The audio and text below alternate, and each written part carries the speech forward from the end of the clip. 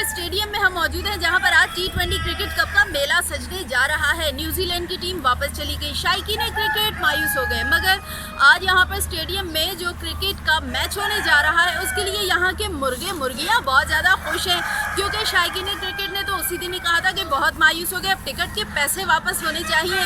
और उनका कहना था कि शायद ही मुमकिन हो कि हम दोबारा स्टेडियम का रुख करें, लेकिन यहाँ पर मुर्गे मुर्गियां हम देख रहे हैं सुबह से खुशी के गीत गाए जा रहे हैं कि आज यहाँ पर T20 का मेला सज रहा है।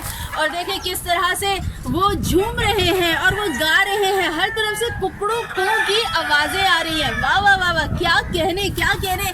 तो यहाँ पर आज जो है मुर्गे मुर्गियों को काफ़ी यहाँ पर अच्छा मैच देखने को मिलेगा। यहाँ पर T20 क्रिकेट कप में छक्के चौकों की बरसात होगी और काफ़ी अच्छा मैच होने जा रहा है। तो शायकीने क्रिकेट भी मायूस ना हो, ये जो मुर्गे मुर्गियाँ यहाँ पर हर तरफ जो कुकड़ों की आवाज़ें आ रही हैं, तो वो भी स्टेडियम का रुख करें और अपनी तालियों के शोर में आकर टीम को कम से कम सपोर्ट ज़रूर करें।